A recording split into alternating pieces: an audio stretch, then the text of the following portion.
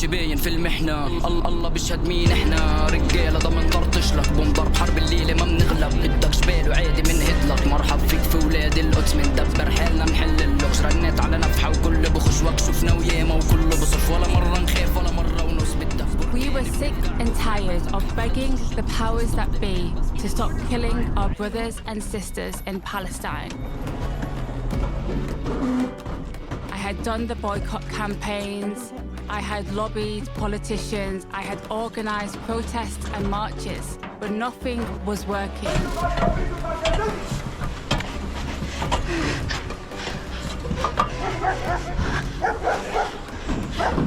I've got you. Rather than asking any politician to shut weapons factories down, we could go and shut them down ourselves. By putting our bodies on the line and our liberty on the line, occupying these factories, smashing them up and shutting them down, we could take the power back into our own hands. We know we had the power. Small groups of people with conscience, morality, and a few tools are all that's needed to actually change the world.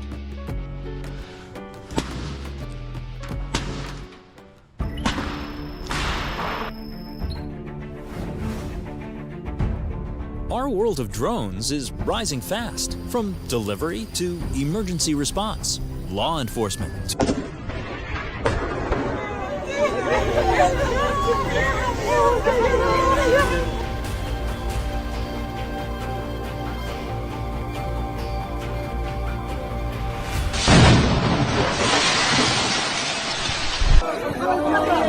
Elbit Systems technologies are operational in dozens of countries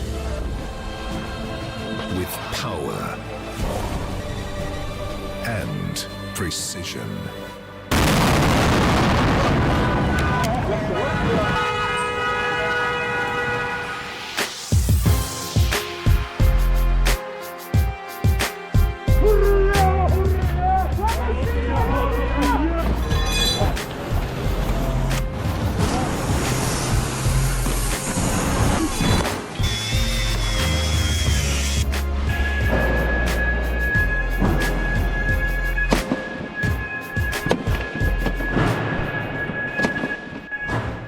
Never in my wildest imagination have I ever even thought that I would be in such a situation where my daughter is in prison. She has been arrested for an alleged action against Elbit, the Filton site, and causing allegedly damage to weapons worth around £1 million.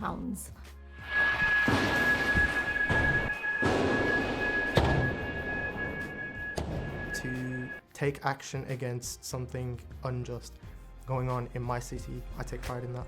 Me can't believe I saw them cheat people. Them they have to protect and them a beat people. I'm innocent no system for the street people. Can't believe them a delete people. The system needs to change right now. Too much with a good on me that grave right now. You know see the nigga it's a deal right now. After get the people I don't stay right now. Oh, the system needs to change right now. Too much with a good on me that grave right now. You know see the nigga it's a deal right now. Direct action is a form of protest where you go straight to the people that are causing the problem and you solve it yourself.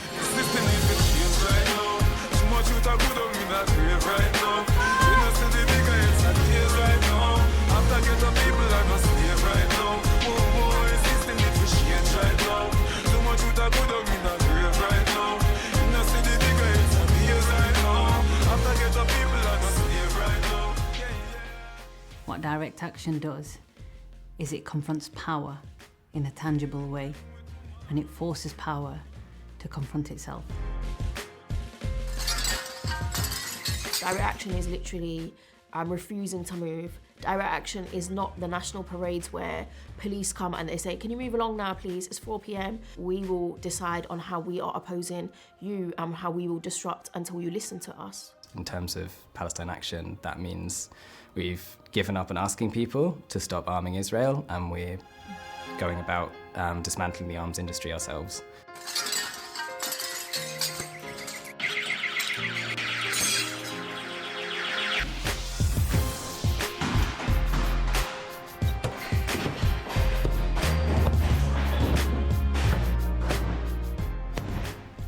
it is a factory of revolutionaries. You've never had anything of the nature of Palestine Action on the Palestinian cause in this country work in a sustainable way for this period of time and achieve the successes that have been achieved. The effectiveness of the actions that they've taken has had a huge impact. Factories being closed down, contracts being lost. It's in the interest of the public actually for people to know what is happening within their cities and towns and to be able to have a say in that. And for a long time we didn't, but thanks to Palestine Action, now we know and we can act.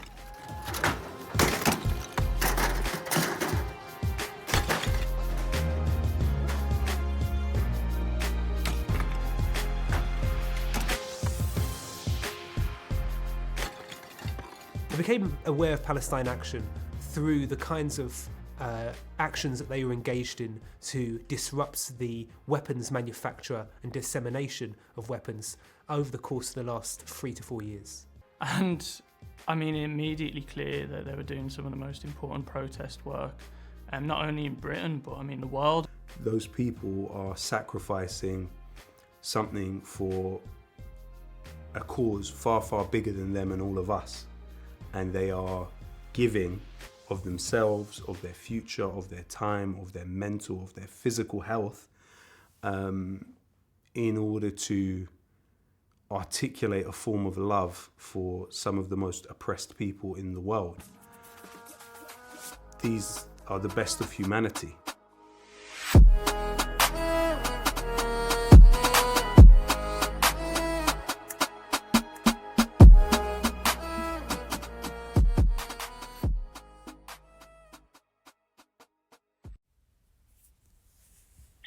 When they ask me why I did it, I tell them about the children, how their childhood is stolen from them, how their skeletons are left charred and smoking, how easily their bodies are crushed by falling buildings, how their skin melts as their flaming tents collapse around them. I tell them of the boy found carrying his brother's body inside his bloody backpack. I tell them of the girl whose hanging corpse ended at the knees. I tell them of the father holding up his headless toddler. I tell them of the mother who received the approximate weight of her family in body parts to bury. They had all been shattered beyond recognition. Then I tell them about the history. I talk about how it was us that started it, with our Balfour Declaration. So I say, I cannot stand for this. It can go on no longer. So I took action against Elbit, their weapons supplier. But I never forget to say that it was love, not hate, that called me. You know, the images coming out of Gaza on our phone screens every single day, showing the slaughter of children, especially of children, was very hard for all of us to take. And the same for Fatma Zainab. She did not want to be complicit in genocide. And all these images, these stories that were reaching us made her feel really helpless and really distressed and depressed. That, why are we not doing anything, as individuals, as communities? Why are we sitting there with our hands tied? We carry an immense amount of grief on a daily basis, and that grief gets heavier and heavier and heavier. And every time we see a video where we're witnessing the dismantling or the disruption of those arms factories that are directly contributing to the mass murder of Palestinian people, it's a reminder that there are individuals amongst us that are brave, that are bold, and that are willing to change with their hand and seek justice.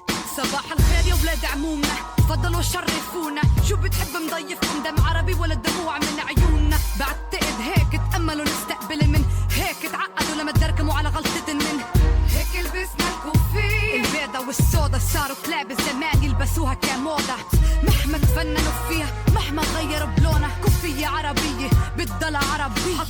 بدنا إياه ثقافتنا بدنا إياه كرامتنا بدنا إياه. There are various arms factories across the UK which are given arms export licenses to export weaponry, components and so on, which can be used by the Israeli military to commit war crimes and crimes against humanity. The UK has supplied Israel with material support in order to facilitate its violation of international law.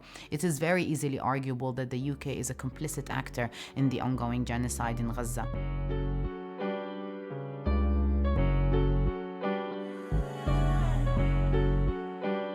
Our first action, we went to the London headquarters of Elbit Systems, grabbed whatever spray paint and tools and homemade stencils we could get, and went inside and spray painted the inside of the office. We could have waited around for a year and planned everything perfectly, but that's not going to be successful. That's not going to start a movement. We, as the founders and our friends as we started off, needed to go out there and show people that we could do this. I received contact from Huda in which she said we carried out an action at Elbit Systems offices in London. Is it cool if we use your song on the video for it? This is for Palestine, Ramallah, West Bank, Gaza. This is for the child that is searching for an answer. Wish I could take your tears and replace them with laughter. Long live Palestine, long live Gaza. It'd be very easy for them to look at that video and say, well, this doesn't look that organized.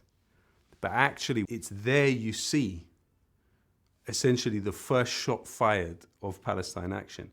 But they had no way of knowing when they look at that video, what would follow it.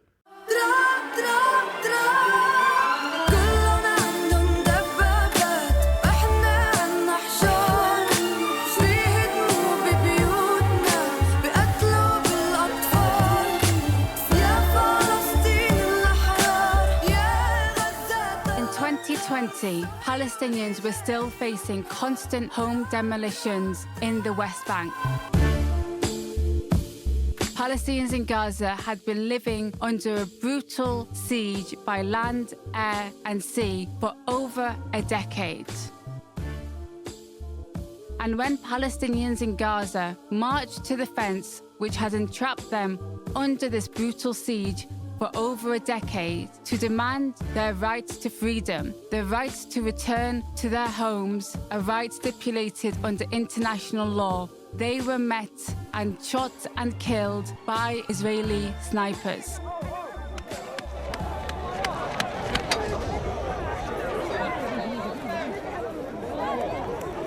We had extreme violations, some of which can be considered and classified as war crimes in terms of direct targeting of the civilians who are partaking in these demonstrations.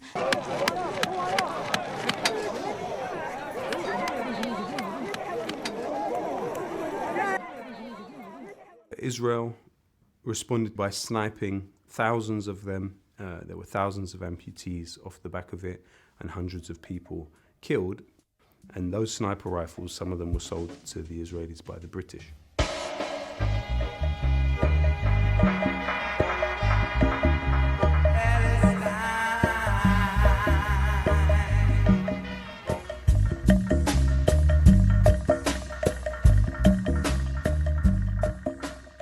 So we decided to occupy the weapons factory in Staffordshire. We grabbed whatever tools we could. We got some ladders. We didn't have much money, so we just brought whatever we could from home. We used shopping bags to carry the stuff onto the roof, and we were there for 3 days. And we weren't sure if they would hold us in prison on remand afterwards. That in that moment, we had the power. We could shut down this factory. And that is the best place I have ever been, is on top of an Israeli weapons factory, shutting it down with a hammer in my hand.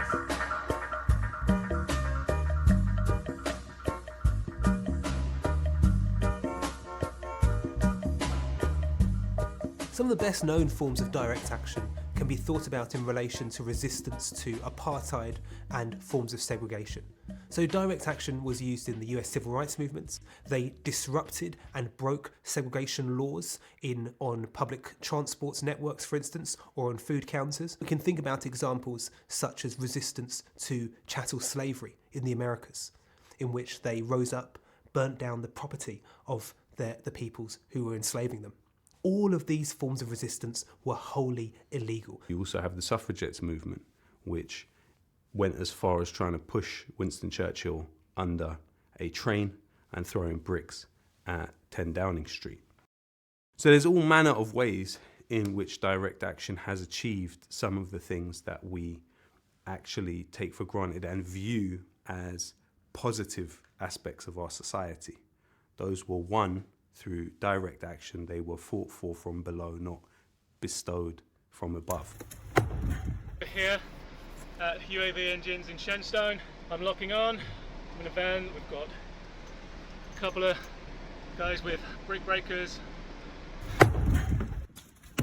This is Elbit's drone engine factory in Shenstone. So that's why we are here, ordinary people, closing this factory down. That sound you hear is the sound of ordinary people taking direct action. Let's see how our fortification works against police tools. We've got to take this factory down,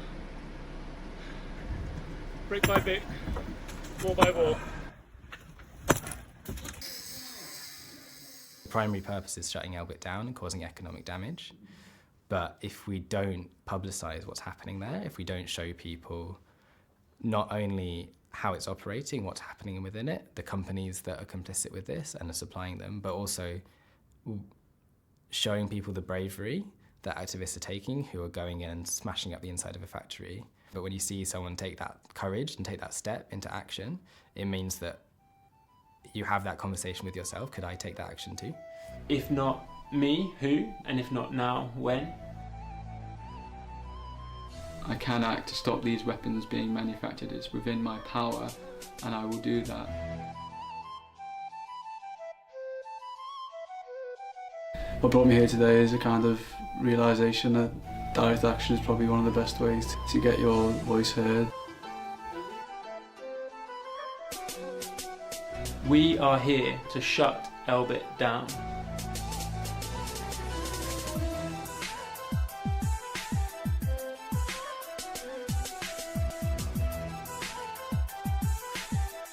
Protest has limited effect in this country. And, you know, we saw it with Grenfell, we've seen it with Palestine, we saw it with the Iraq War. What we're seeing now is that these demonstrations become are institutionalized in a way that isolates them from the rest of the community. So you can protest all you want, but the policy change will remain very minimal. And you see actually futility of some of the methods that have been used for decades in this country. People were literally going out every day and there was no impact. Like, it wasn't that the Israeli government were going to look at that and do anything. And the only thing that I saw that I felt was actually going to have any impact was to stop the weapons that we're producing in this country.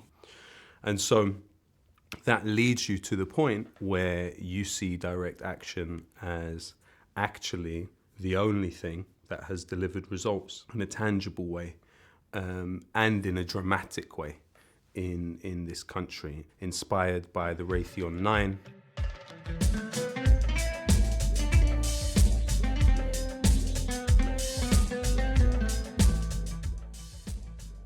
So Raytheon it's between Raytheon and Lockheed Martin, the largest arms company in the world. At the Raytheon building, there's a number of persons inside have taken over the building and are throwing items, computer disks, paper, etc., onto the roadway.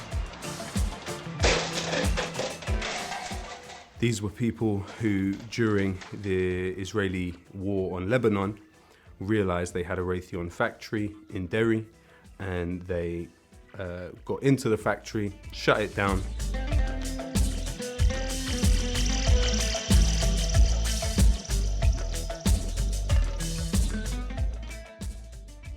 Were then arrested and used the court case as an opportunity to turn the tables on the company.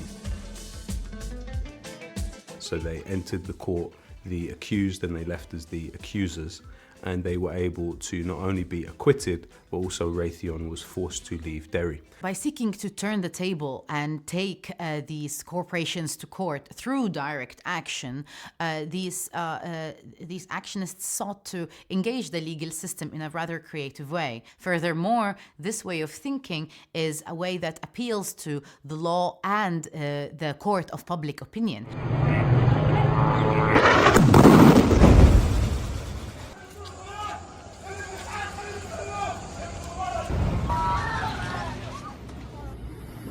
Palestine is certainly being used as a testing ground for the arms industry.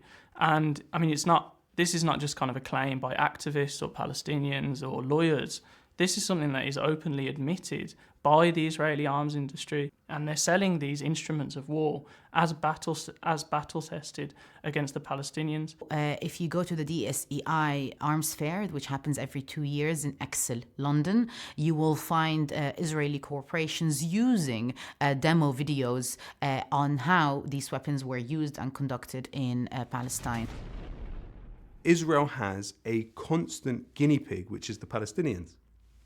Guinea pigs for how we can control them, guinea pigs for how we can watch them, guinea pigs for how we can study them, guinea pigs for how we can kill them. The UK and the Israeli military-industrial complexes are actually quite integrated. Now, an important aspect of this was the Watchkeeper drone. Since becoming operational in the IDF in the mid-1990s, Hermes Family Systems logged more than 400,000 operational flight hours in more than 40,000 successful combat missions for various forces around the globe, making them the most versatile and reliable tactical unmanned aircraft platform in the world. Elbit Systems is a military technology company that is officially incorporated in Israel, but as a multinational corporation, it has different subsidiaries all across the world. It produces weapons primarily for the Israeli state. However, it also exports its weaponry to state actors all around the world. It produces many of the missiles, drones, armory, that's been used to pummel Gaza. Now, it's also deeply integrated with the Israeli state. Israeli officials are frequently at Elbit events. I'm here in Bristol for the opening of the new Elbit factory, and I'm very, very proud of the Israeli technology. Elbit is a defense technology company, Israeli, that based here in the UK, has factories in Kent and in Bristol. I have just finished a visit to the Elbit factory, the place where a significant portion of the ammunition and equipment for the ground forces is produced. I am very impressed by the dedication of the employees, the management, and the quality of production with regard to the staff or the missiles. But most importantly, what matters here is that this is a blue and white production. We quickly identified Elbit Systems, Israel's biggest weapons firm, as our main target. Elbit Systems are the very manifestation of the Israeli military regime here in Britain. We knew they were operating in towns and cities across Britain. We also understood the impact it would make if Israel's biggest weapons manufacturer was forced out of a country, one of their strongest allies, and not because the government said so, but because of the people. We knew that Elbit Systems, under the subsidiary UAV Tactical Systems, were operating an arms company and a manufacturing hub where they were assembling drones to be shipped off to Israel from there. And the idea there is that if you're on the roof of a factory, like the British health and safety rules means that no one can actually be underneath you until they take you off. So just being there shut down the factory. And the idea was to occupy it for as long as we could and just keep that factory shut down. Yeah, so this is this middle of the 6th day on top of Elbit's factory in Leicester. Police have been denying us water for a couple of days now. Yeah. We've now resorted to, every time it rains, scraping water off the tent. This morning, I'll just show you over here, made a hole in the roof, and we can see down into the main workshop where they assemble killer drones. Just around the corner there, that's the end of the drone. You see on the right there. So we reckon this is where they assemble the drones ready for shipping towards Israel to be tested on Palestinians. It was kind of that moment of like, we are so definitely in the right place, doing the right thing.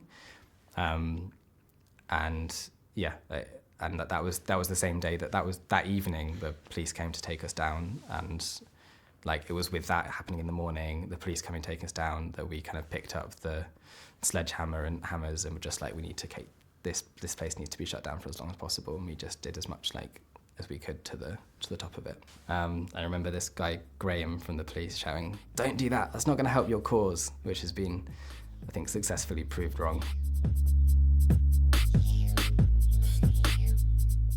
When it comes to any direct action that occurs, it is really important for local community members to get involved. People came out in droves. You know, we had convoys coming from across Leicester.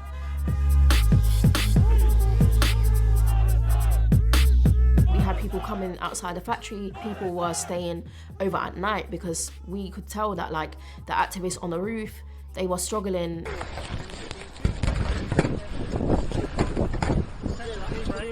And then we glued ourselves to the roof just to stay out for a bit longer. You understand?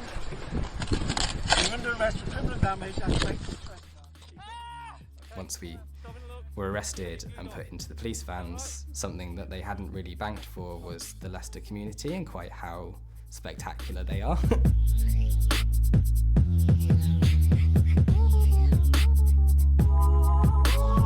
The police were trying to get down the activists from off the roof. And in that time, you know, the Leicester community had mobilised a lot of people. There were call-outs. They were standing in front of the police with riot shields. Police had come with their vans.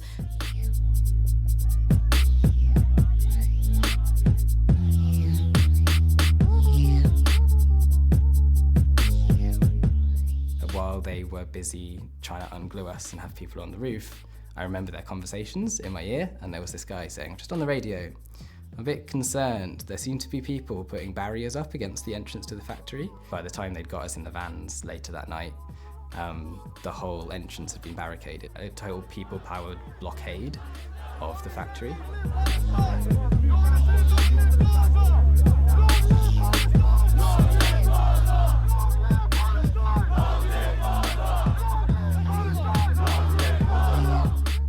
Every single one of these actions has often a small number of people dressed up in red boiler suits, maybe doing some damage or doing the action, and a huge number of people supporting that to happen and supporting it for years afterwards.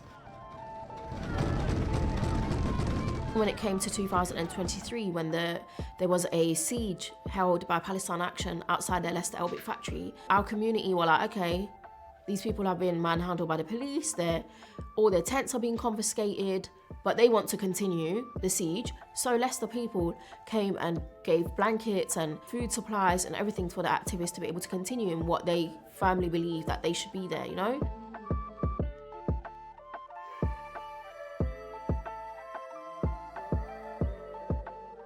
Local people in these areas do not want an Israeli weapons factory operating on their doorstep. And they can also be a key driving force in forcing the company out of their city.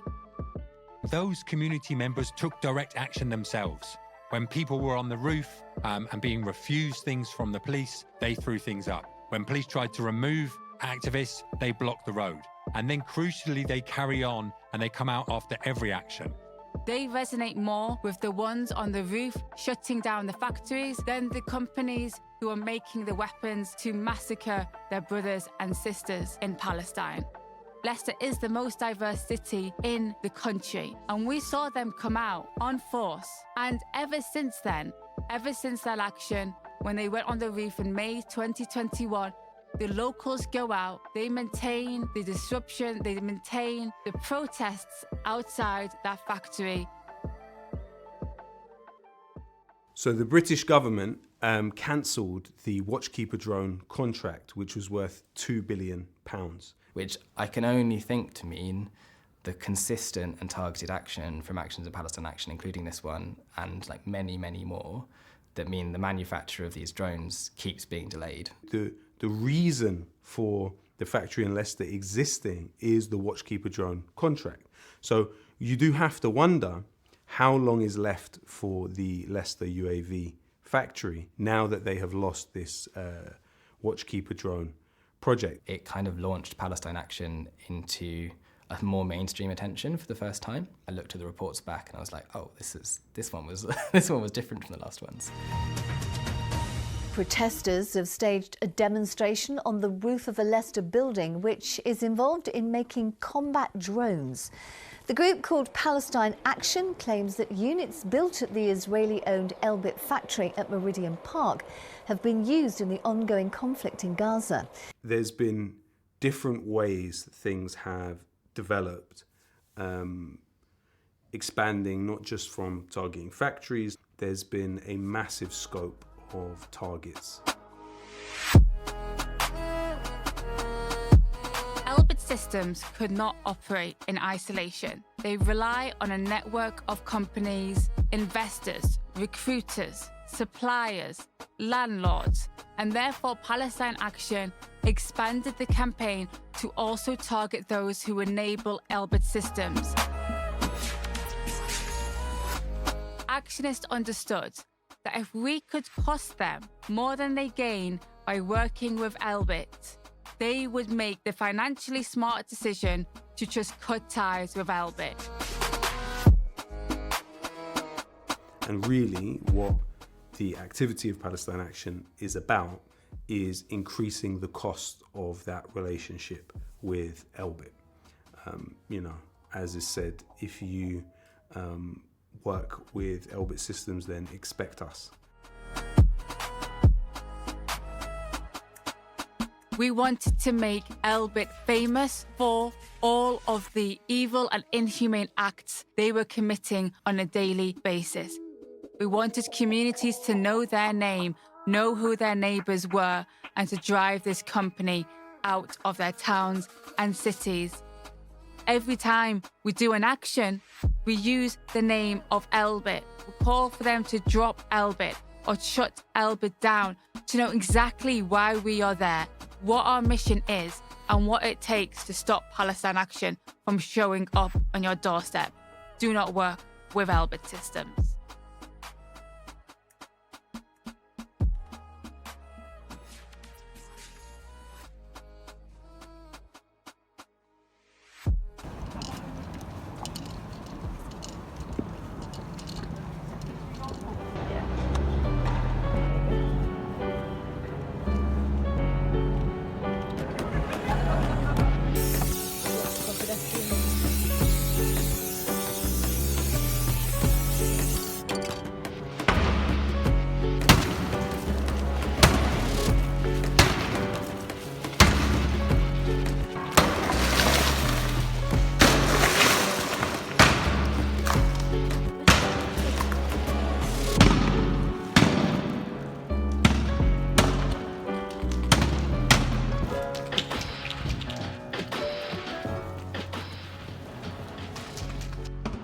So in the case of Barclays, it had a well-documented role in investing in Elbit Systems. Palestine Action targeted tens of Barclays locations across the country in one day.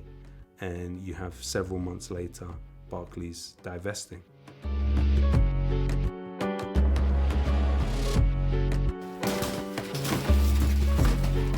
When you take action, there must be an internal coherence to your action. Like stealing a statue of the State of Israel's first Prime Minister, or damaging a picture, a cultural artifact of the British colonisation of Palestine.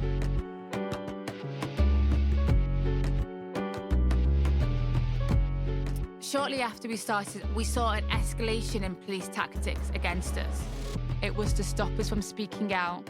It was to stop us from acting. It was to stop Palestine Action from growing. The way that the Palestinian cause was policed, the way that direct action for Palestine was policed, was at a wholly different level. To be thrown to the floor by police, violently arrested, showed to me exactly what the state thought about Palestine.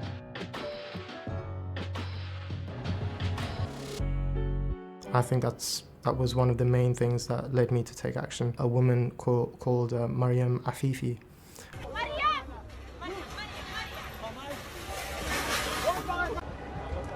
I watched her being put in handcuffs and she was smiling at the camera, and that was inspiring for me. I think that was one of the big reasons why I felt like taking action in Birmingham.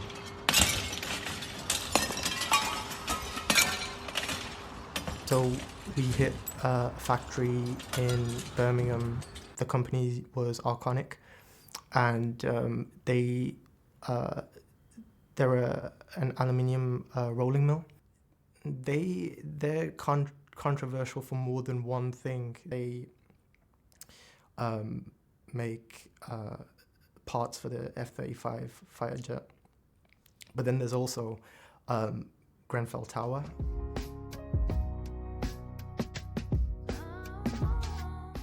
On the 14th of June 2017, a fire spread across the building, and because of the Arconic cladding, it moved up, down and around the building and killed 72 people.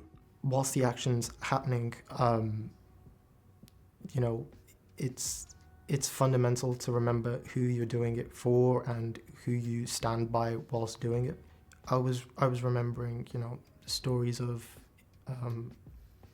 people from every floor in the Grenfell Tower. We got started straight away, so we were trying to cause as much damage to the building as possible.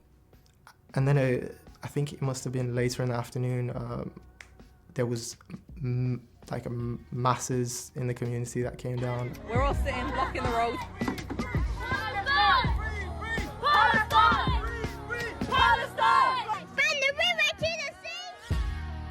And there was like a little roundabout just up the road.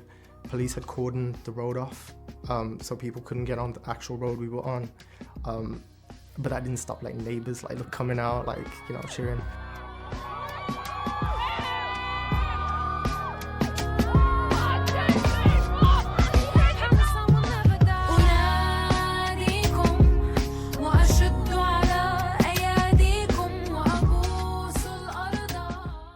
There for, I think it must have been 30 hours thereabouts. I remember being extremely calm. I didn't really feel a sense of fear. When you're coming down, you're still in that kind of, you still feel this sense of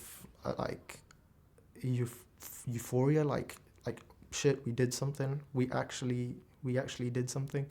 As someone that lived for many years next to the tower, that was there on the night, that lost a friend in the fire, that tried in the aftermath to be effective in some way, I think the decision to hit Arconic's factory was absolutely a beautiful sight, for sure. We've not seen any form of justice against those who are responsible for murdering 72 people. I myself was a witness to the fire and know a lot of people that are impacted by this fire, a lot of friends that lost their homes and lost their family members. For us, it felt like radical justice. We wanted to show solidarity through actions, not just another statement, but by targeting the company which was both responsible for the murder of people in Grenfell and in Palestine.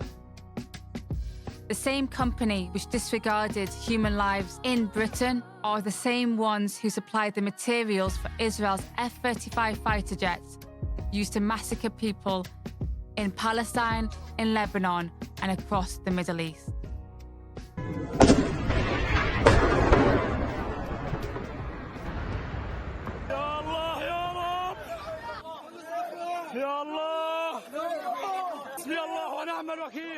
So the arms trade connects Britain to the ongoing genocide in multiple ways. First of all, Britain is a part of the F-35 program, which is the NATO program, supplying warplanes to Israel. Now, over 15% of every single F-30 fighter jet is produced in Britain with components made by UK-based arms factories.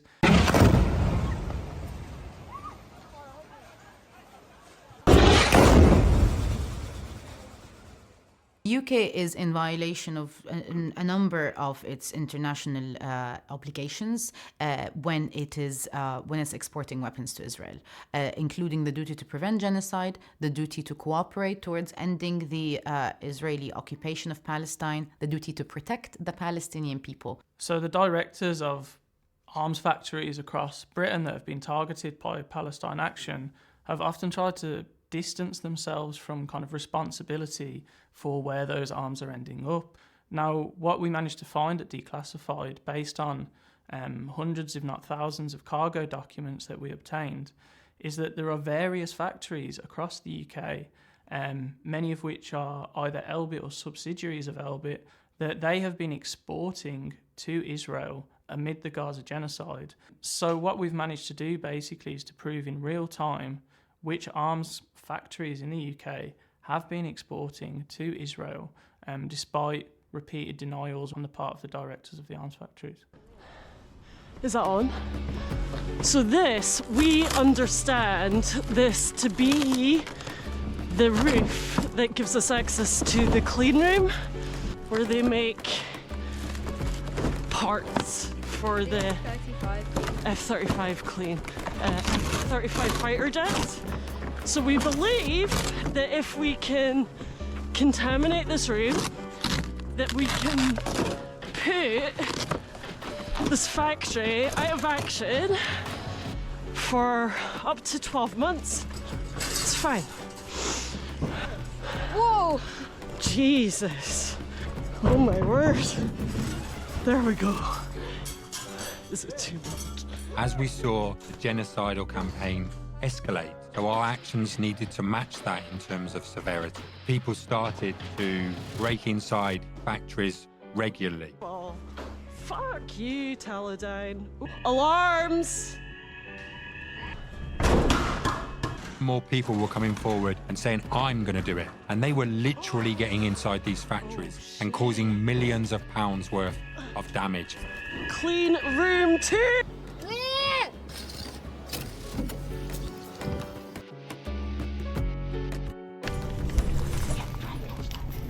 Someone do me up. Security, security! Stay together, stay together, stay together! Here, just here. Guys coming, guys coming. Right, get...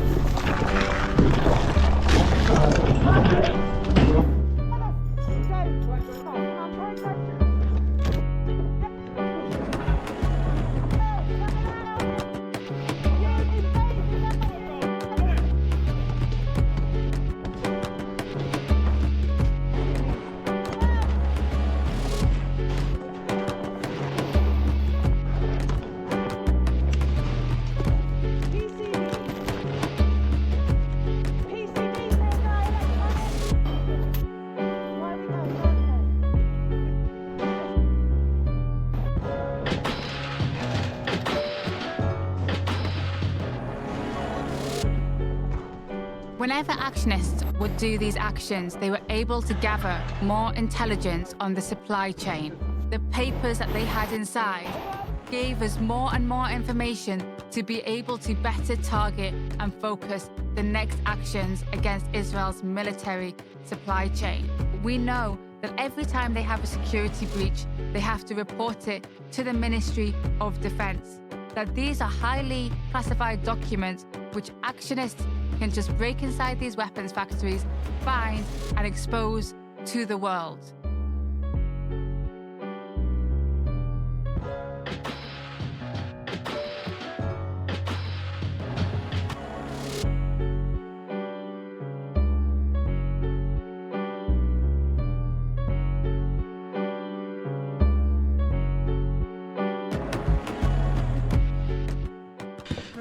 Yeah. 1, 2, 2, 3. 3.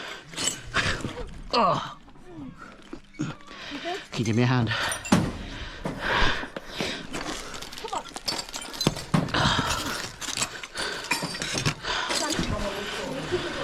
Let's go.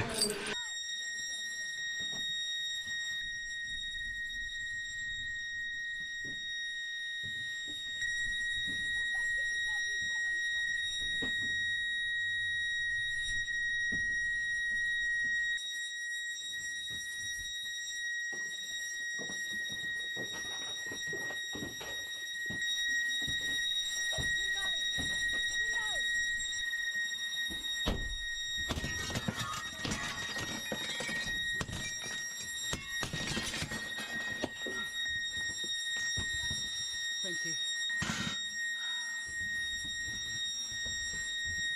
Free Palestine.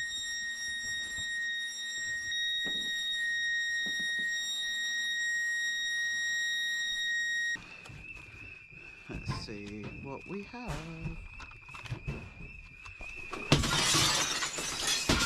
Someone finally got the alarm off.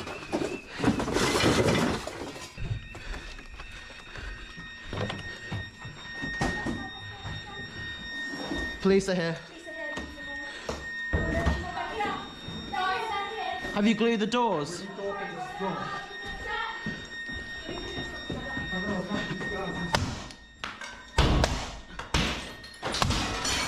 is what happens when you work with Elvis.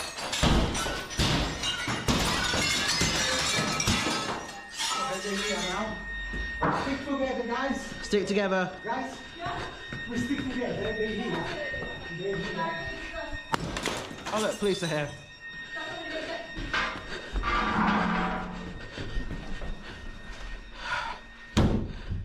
You good? I'm struggling. Glue. Just go. Yeah. Do it. You don't have to use controlling it. Exactly.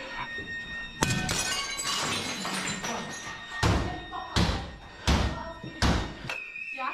Gives us time to fuck about. In which case, check there's no other entrances. He's full, yeah? Okay, we're gonna just check. Nice, okay.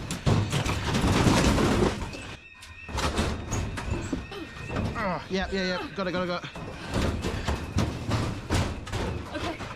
Yeah, good. Let's go through drives, let's smash up drives. You guys smash up drives. I'm gonna bandage my hands.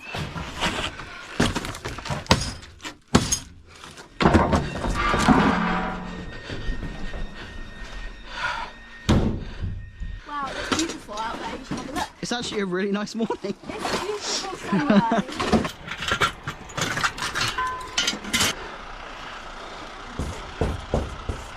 Yeah, we're just prying it open. Leonardo! Yes! Amazing. Let's see. Leonardo. Oh, these are interesting. Let's just smash all of it. Very interesting. Someone give me a hammer. Give it to you. Fab. Go. And Tisses.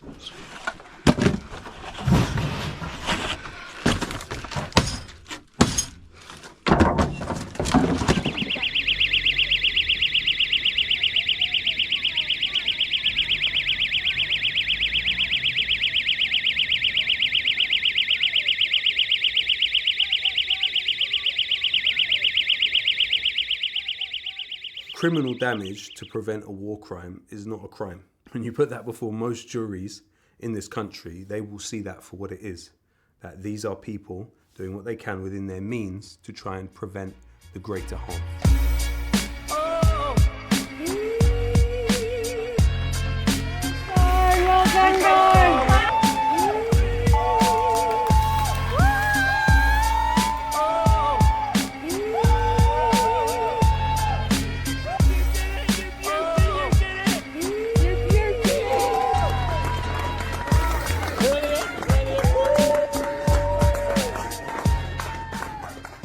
We were allowed Howard Borough judge to talk about Palestine and to talk about and to put in front of the jury how drones are used to share export licenses from UAV tactical systems to Israel. And it means that you get a fair trial. When juries get to hear the whole truth like that, they, generally speaking, find people in Palestine Action not guilty.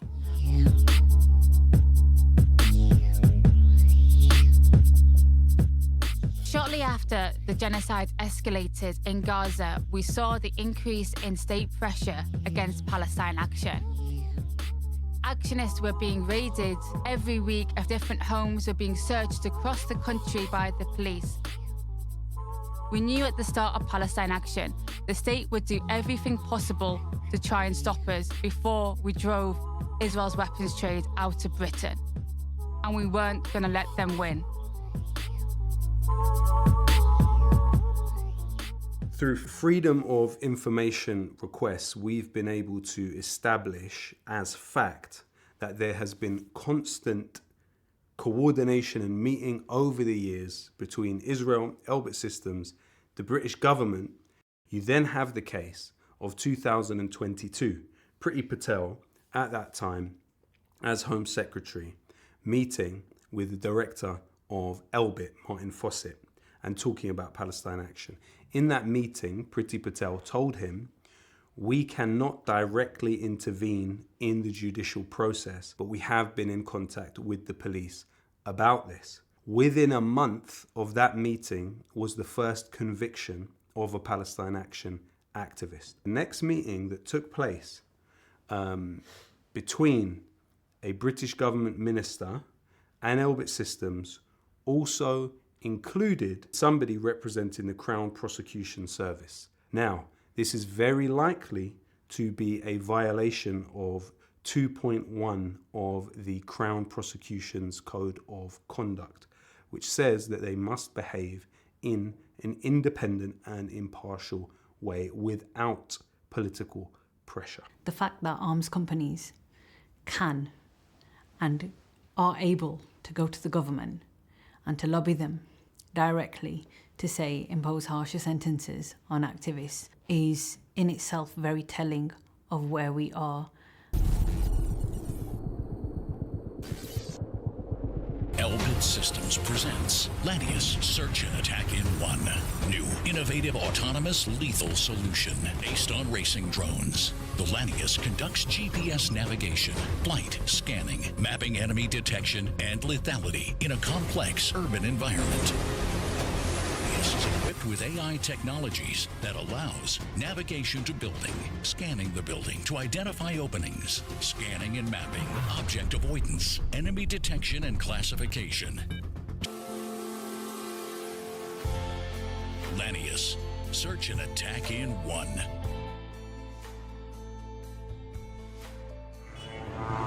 Living in Gaza means you are forced to hear this sound every day, almost every hour, day and night.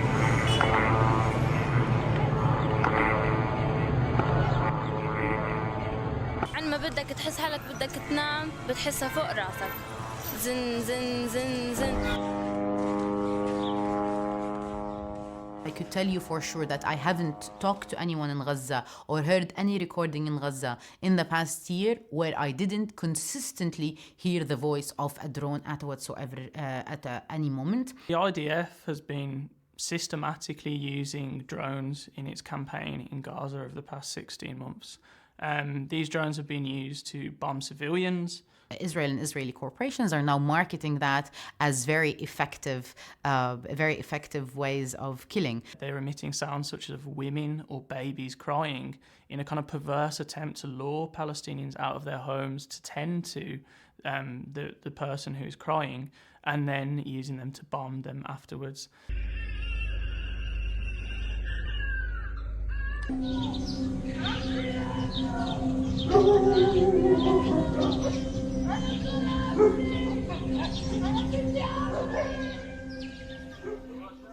So first of all, we've had testimonies from doctors who were in the grounds who described direct bullets coming to children through these quadcopters. We've also heard accounts of pregnant women who were targeted by quadcopters, and also targeting of journalists. So Israel is kind of at the cutting edge as well of drone technology, by way of its experience of testing these different forms of drones on a captive population in Palestine.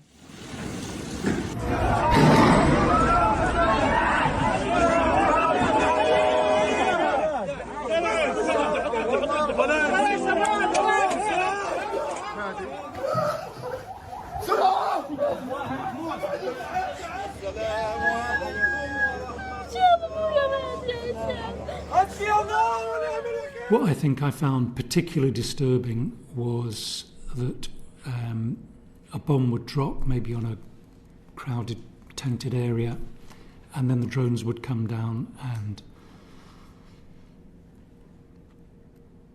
Please take your time. We're incredibly grateful that you're making the time to be here. So the drones would come down and pick off civilians, children, and we had description after description. This is not, an occasional thing. This was day after day after day, operating on children who would say, I was lying on the ground after a bomb had dropped, and this quadcopter came down and hovered over me and shot me.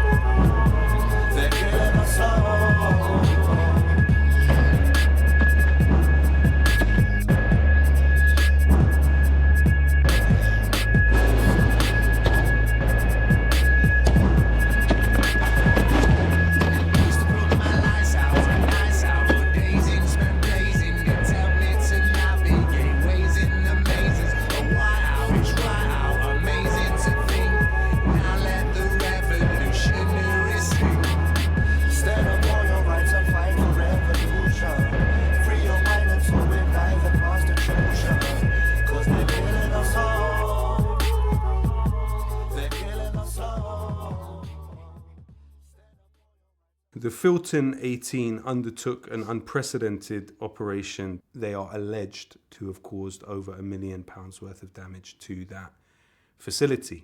I think it's important for us to understand that when we're told Filton is a research centre, it's absolutely not that. It hosts killing machines. This is machinery that is created on UK soil with UK state complicity and investment that is targeting and killing innocent children and civilians en masse on a daily basis.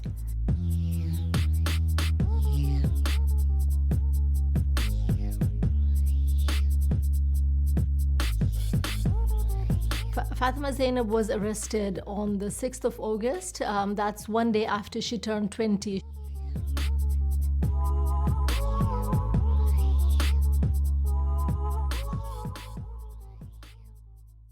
Fatima Zainab has always been an advocate for social justice. I would say that's one of her most defining character.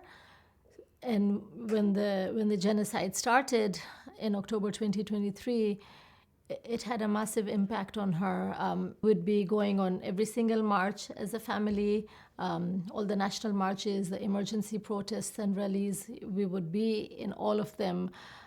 And I think there came a point where Fatima Zainab was getting really distressed and very helpless that, we're marching week in, week out.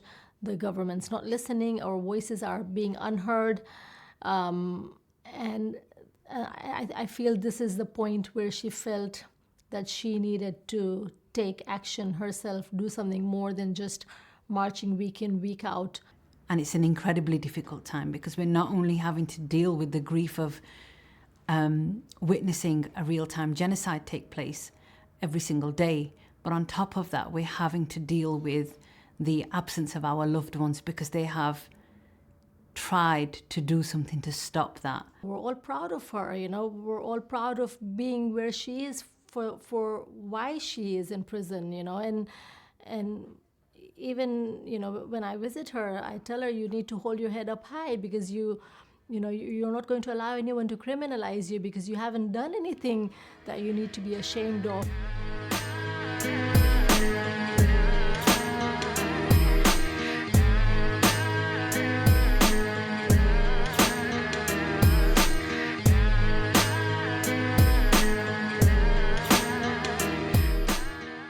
Now, the police response to this action has been quite extraordinary. They've used counter-terror legislation to detain and remand many of those activists in prison, to the extent that they were moved from one site to another site without anybody who knows them being made aware that they had been moved. They were effectively rendered incommunicado from the rest of the world. You have seen people detained on remand for a long time, but initially under counter-terrorism legislation, which meant there were numerous ways in which they could have more harsh treatment justified, supposedly in a cell all day with the lights on, all night with the lights on, regular disruption. And with Fatima Zainab, I couldn't see her until 3 weeks into her arrest. The government has abused the use of counter-terror powers to arrest the Filton group, to interrogate them day and night, and then because of the terror connection that they're now labeled with, the consequences in prison on remand have been horrific for all of them.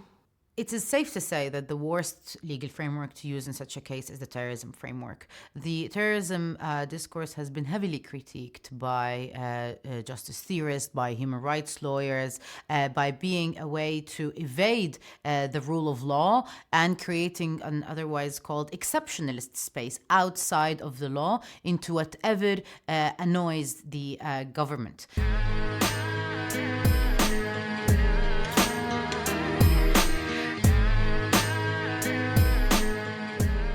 The state realised that imprisoning people has failed to stop the movement. They realised that raiding people's homes has failed to stop the movement.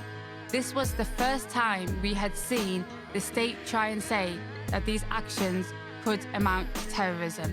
And despite being arrested under the Terrorism Act, none of them were charged with terrorism offences, but the counter-terrorism police continue to lead on this investigation. But what's been happening recently is that most judges are now declining defences. They say to you as a defendant that you're not allowed to have any defence in law for the action you took. You're not allowed to argue on these points, and in some cases, you're not allowed to mention the word Palestine. As a judge, you are not meant to be looking at a specific case without understanding the context as well as the positionality of the person that is being prosecuted here. Since that time now, activists and people not being able to advocate for themselves, not being able to talk about their moral stance and why attacking a building material is less damaging than massacring villages and communities. And that means that people stand up in court and have to say, I did this damage to this factory. I can't tell you what it does. I can't tell you about the people it's been killing. I can't tell you about the international law they've been breaking. I can't tell you all of these things, but I did some damage, and you've got to find me guilty or not guilty. You're going to be found guilty. The terror connection aggravates their sentence. It makes it longer. So if they're convicted of their charges, which is criminal damage, violent disorder, and aggravated burglary, which is bad enough as it is, if they're convicted of that, and then to lay the terror connection on top, gosh, that's something I don't even want to think about. Forms of direct action that have been used with varying effectiveness over the past 40, 50, maybe even 60 years are now being encroached upon by a government which I think is fearful that they see these forms of direct action escalating, they see the effectiveness of these forms of direct action escalating, and they are quite adamant on the necessity that it needs to be nipped in the bud before the climate movements, before the international solidarity movements, before the movements in resistance to policing and forms of trade union action coalesce and become strengthened in their movements. It's a terrifying feeling to know, to have experienced the abuse of police power, to have experienced the abuse of the government's power. And I think this is something that we should all be concerned about, because today it's us, today it's Fatima Zainab that has been arrested under counter-terror powers, but tomorrow it could be anyone. Yes, we see that the state repression is getting harder, it's getting tougher, but the way we see it is that's a sign that governments that are in support of racism and apartheid are becoming weaker. And because they're becoming weaker, they are intensifying their targeting of all of those individuals that challenge and oppose it. The police have sought to escalate the repression and use counter-terrorism legislation to try and suppress Palestine action.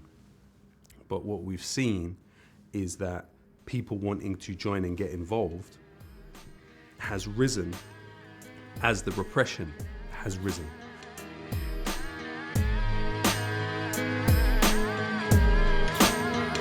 They're calling me a terrorist, like they don't know who the terror is. When they put it on me, I tell them this: I'm all about peace and love. But they're calling me a terrorist, like they don't know who the terror is. Insulting my intelligence. Oh, how these people judge.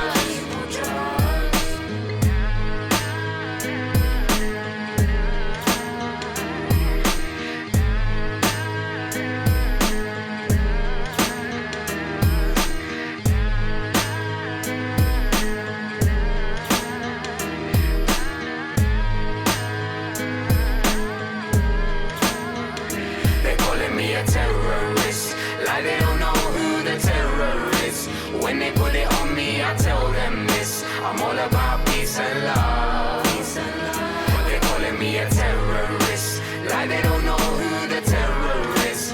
Insulting my intelligence. Palestine Action has set the world alight. There's never been the spread of an organization in the way that it has spread, even in the United States. Palestine Action US succeeded in Boston, Massachusetts, shutting down an Elbit Systems site permanently. From Italy to Germany, across the world, there are now branches of Palestine Action with the same school of thought, which is you focus on a nutritional war against weak points in the structure of what Israel does. And the weakest point is the arms trade. This is an unprecedented bulldozer of a campaign which has launched directly into the heart of Elbit Systems operations in this country, and it's something that, frankly, the rest of the world should learn from. Palestine Action permanently shut down Elbit's weapons factory in Oldham, the north of England.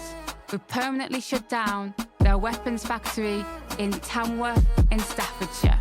We forced Elbit to abandon their London office. We forced them to lose their office in Boston in the US. Several companies have been forced to cut ties with Elbit Systems, including the property manager Fisher German, asset manager JLL, international lobby firm ABCO, the landlord London Metric, investors Barclays Bank, machinery suppliers Hydrofeed, international commercial law firm MLL Legal, their recruiters IO Associates, their website designers Naked Creativity, and Somerset Council.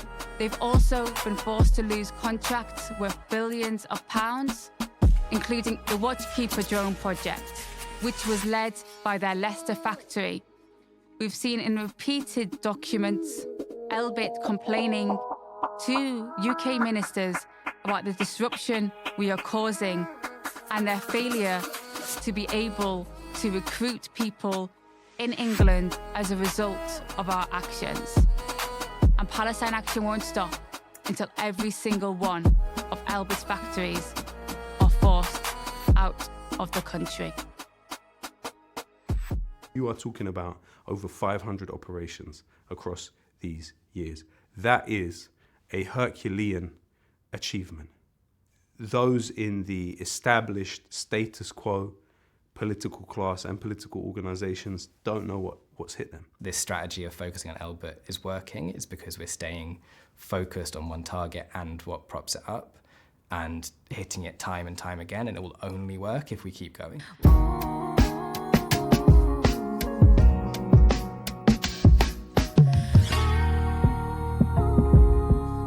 And to see that recognition, you know, through murals and painting in Gaza, in Palestine, and it kind of reinforces the idea that, you know, it's a collective struggle. From the Palestinian community's perspective, the acts of Palestine Action have resonated as the ultimate acts of solidarity, situating Palestine Action in the belly of the beast, also it being led by people who are from the British working class, and with the clear message being equality and justice for all, resonated in a time where the feeling is that we've been left out by the world, in a time of ultimate helplessness. It can feel like we're in a position of despair, despondence, loss. But I feel continually heartened that resistance and solidarity of Palestine has also escalated at a phenomenal level. You might take my life, but you can't take my soul. You can't take my soul. You might take my freedom, but you can't take my soul. No, you can't take my soul. You might take my life, but you can't take my soul. You can't take my soul. You might take my freedom, but you can't take my soul. No, you can't take my soul. Yeah.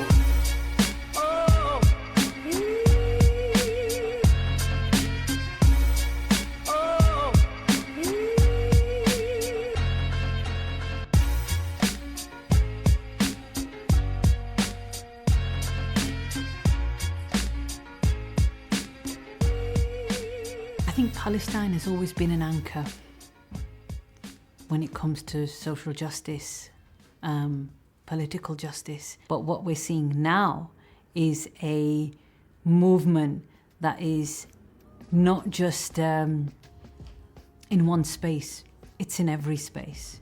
It's institutional, it's systemic, it's international, and I think there's nothing more powerful than that at the moment, and there is no going back, there's only moving forward.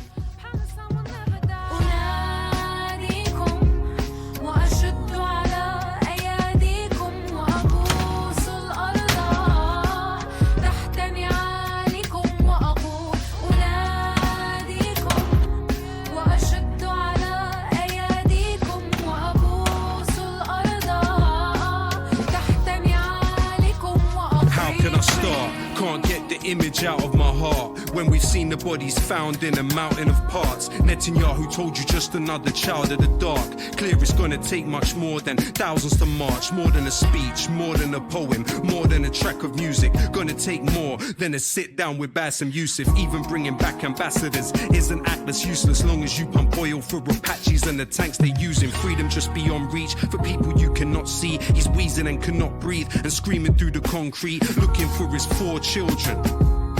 The bombs leave structures that I wouldn't want to call buildings. My fingers pointed at this government, you all killed them. Tell me that you wouldn't take up arms if those were your children. Let me make the factor clear. If bombs were manufactured here and they want the land as theirs because of natural gas in there, feel death in the atmosphere while we hapless stand and stare. And a little boy begs for his brother's strand of hair. Truth is, I don't know how anyone can live after digging for their dead kids buried under bricks. Israel is a terror state, terrorists that terrorize. I testify my television, televise, I'm telling lies. This is not a war, it is systematic genocide. But whatever they try, Palestine will never die. They're not prepared to face the pain, so they're scared to say your name. They're not prepared to face the pain, so they're scared to say your name. They're not prepared to face the pain, so they're scared to say your name. They're not prepared to face the pain, so they're scared to say your name. From the river to the sea, Palestine will be free. From the river to the sea, free, free, free, free. From the river to the sea, Palestine will be free. From the river to the sea, free, free, free, free. They bomb churches and paramedics, it's hurting, the panic spreading. Hospitals where the doctors do C-sections, no anesthetics. The pressure is manifesting, humanity stands connected. Masses seem apathetic and actually just accept it. When our grandchildren ask us, what did we do to stop it? I'm determined to say I did more than make music on it. It's why we shut down arms factories. You can try stopping us. Palestine action's the opposite of white phosphorus. We tell them on the television, but they never listen. Tell Piers Morgan that resistance isn't terrorism. They want them fled or missing, death or prison, endless killing. I seen a father hold his baby up, the head was missing. Imagine demolition of home where your parents live in. Kings won't say a thing, but at least we know that Yemen's with them.